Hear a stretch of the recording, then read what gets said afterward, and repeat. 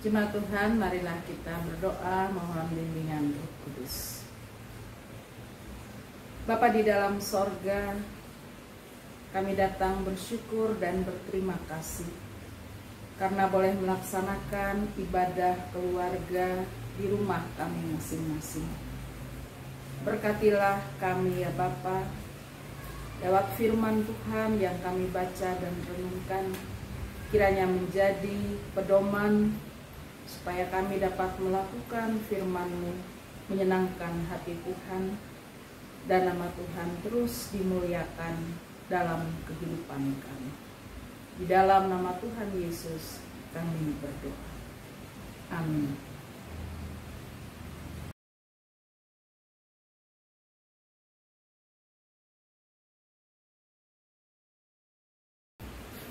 Jemaat yang dikasihi di dalam Tuhan Yesus Kristus, bacaan dari Imamat pasal 4 ayat 13 sampai 21, perikop bacaan kita menceritakan tentang kurban penghapus dosa.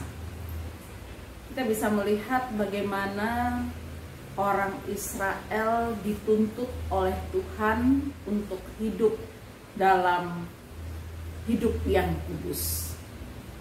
Sehingga ketika mereka berbuat dosa, baik sengaja ataupun tidak sengaja, mereka harus datang kepada Tuhan untuk membawa korban sebagai ganti penebusan dosa mereka.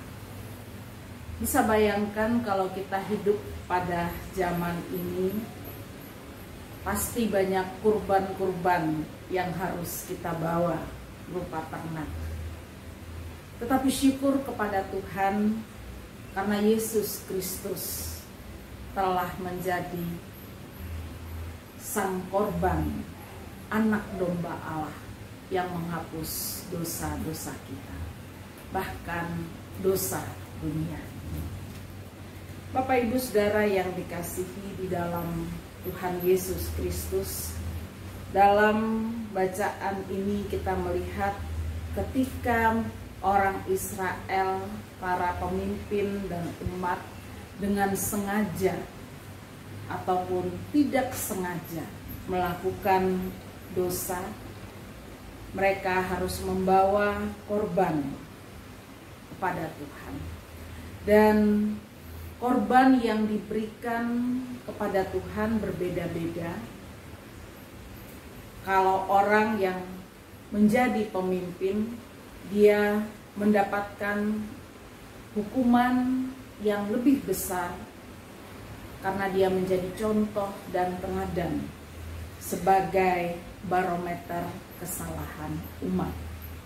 Dalam Perjanjian Lama berulang kali kita melihat bahwa umat Tuhan telah menyimpang, telah melanggar perintah Tuhan, sehingga mereka harus membawa kurban-kurban bakaran sebagai penebusan dosa mereka.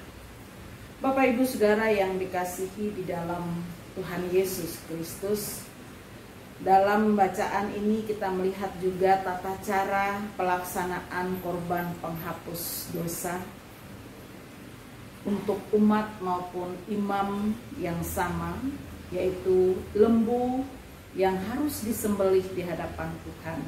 Dalam ayat 15 sampai 18, imam harus membawa sebagian darah lembu itu ke kemah pertemuan, lalu di depan tabir imam memercikkan darah lembu tersebut sebanyak 7 kali. Dan semua darahnya selebihnya dicurahkan di bawah di mezbah sebagai korban bakaran. Dalam ayat 19 sampai 21 berbeda dengan kurban bakaran di dalam Imamat pasal 1 yang keseluruhannya dibakar di atas mezbah. Tapi dalam bacaan ini kita melihat kurban penghapus dosa itu dibawa ke suatu tempat yang tahir di luar perkemahan dan dibakar habis di sana. Dalam ayat 11 dan 12 juga menceritakan. Dan ini adalah gambaran Kristus yang menjadi korban penghapus dosa dunia. Kristus yang tidak berdosa dijadikan berdosa karena kita. Bapak Ibu Saudara yang dikasihi Tuhan, dalam perjanjian baru dikatakan bahwa Paulus mengatakan setiap kesalahan dan dosa umat manusia mendapatkan konsekuensi dari dosa-dosanya. Roma pasal 3 ayat 10 mencatat, tidak ada orang yang benar, seorang pun tidak. Kita tidak dapat melakukan hukum Taurat dengan sempurna, sehingga Kristus datang untuk menebus dosa-dosa kita. Kalau dalam kehidupan orang Israel, mereka harus membawa korban ternak kepada Tuhan. Alasannya karena kurban itu tidak pernah cukup untuk menutup segala kesalahan mereka, karena mereka terus berbuat dosa.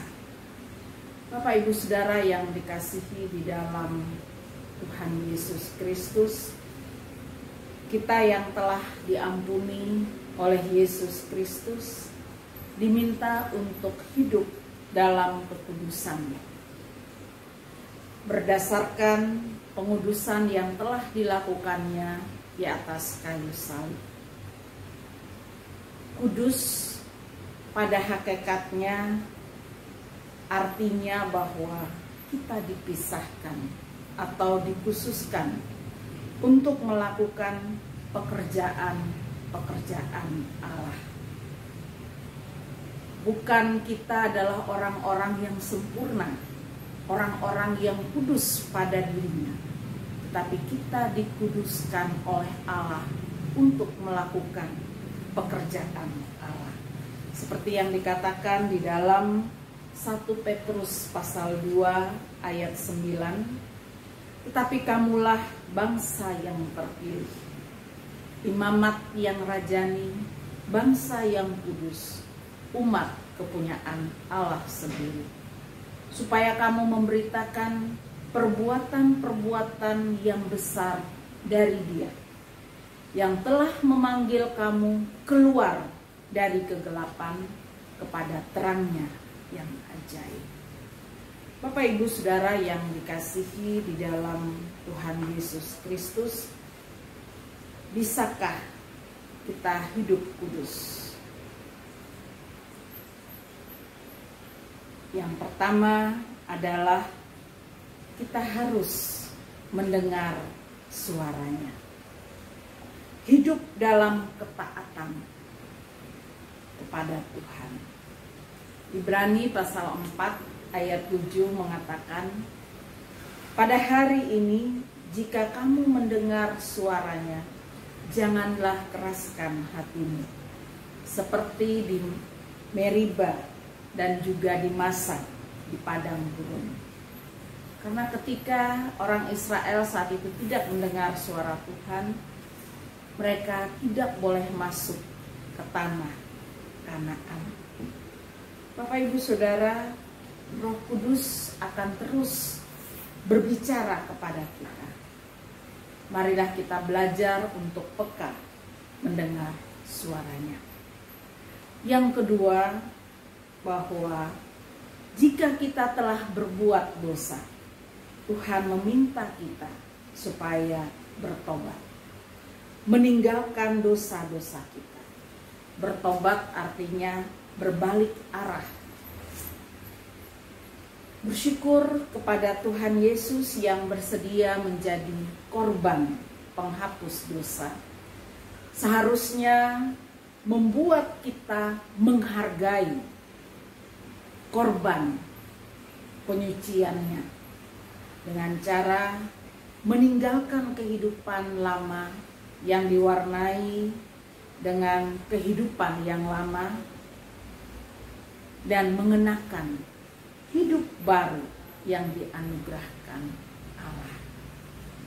Bapak Ibu Saudara yang dikasihi di dalam Tuhan Yesus Kristus, Ibrani pasal 13 ayat 13 juga mengatakan, karena itu marilah kita pergi kepadanya di luar perkemahan dan menanggung kehinaannya. Menjadi pengikut Kristus berarti pergi di luar perkemahan.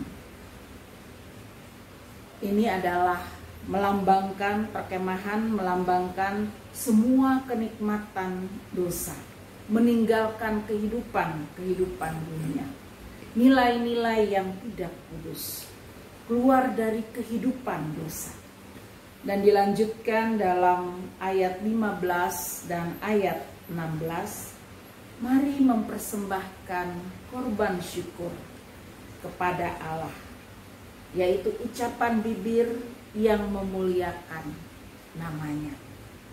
Dan Ibrani 13 ayat 16 mengatakan, janganlah kita lupa berbuat baik dan memberi bantuan, sebab korban-korban yang demikian yang berkenan kepada Allah. Ada seorang penulis yang bernama Elie Wiesel, dia mengatakan bahwa dosa terbesar adalah ketidakpedulian atau keacuhan. Keacuhan adalah primus malum, kejahatan utama.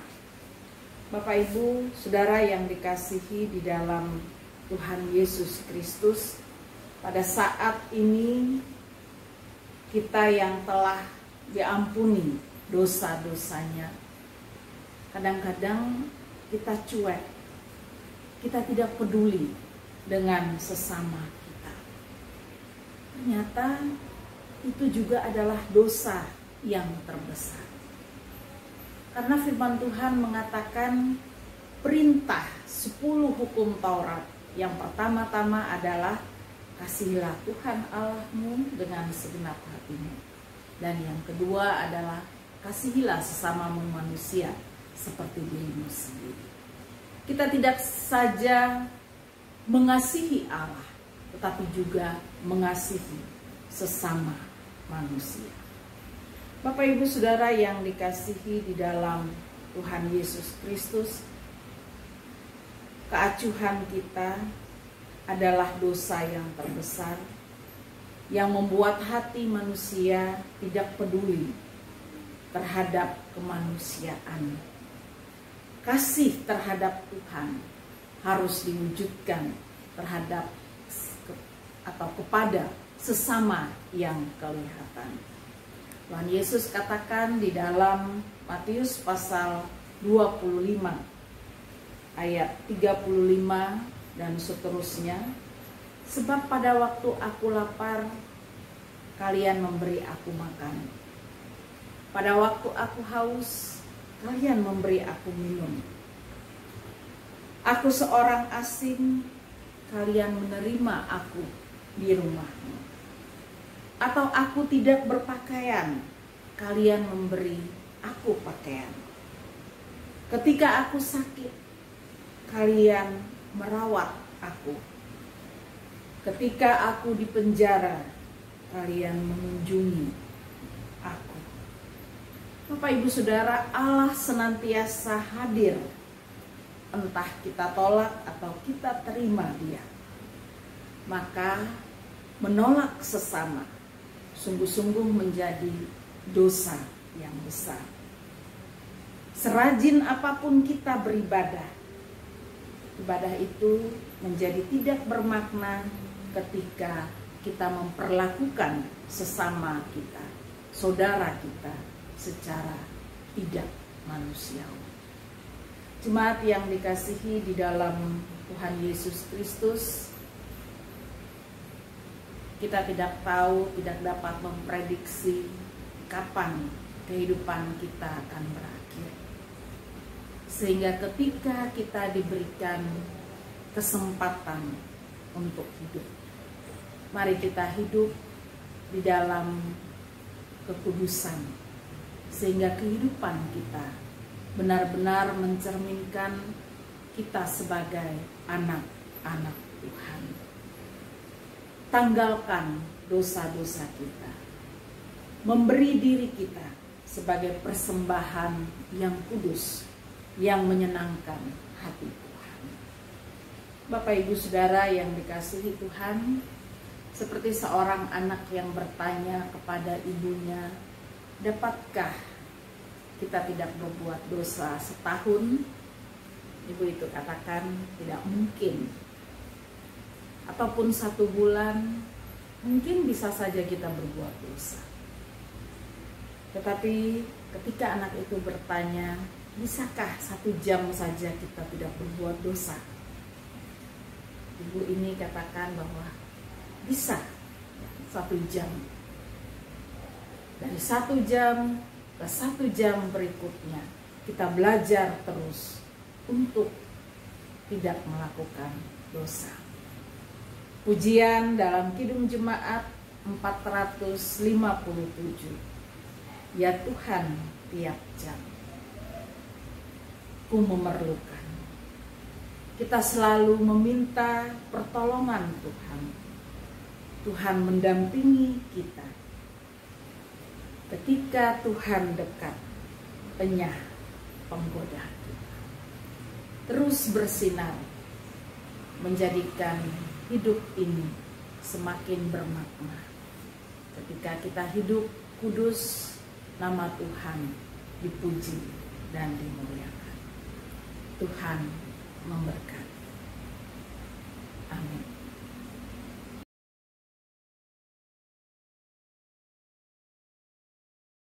Jemaat Tuhan, arahkanlah hati dan pikiran kita kepada Tuhan dan terimalah berkat-Nya. Kasih karunia dan damai sejahtera dari Allah Bapa kita, pengasihan Tuhan Yesus Kristus dan kekuatan Roh Kudus menyertai Bapak Ibu Saudara sekalian dari sekarang sampai selama-lamanya. Amin.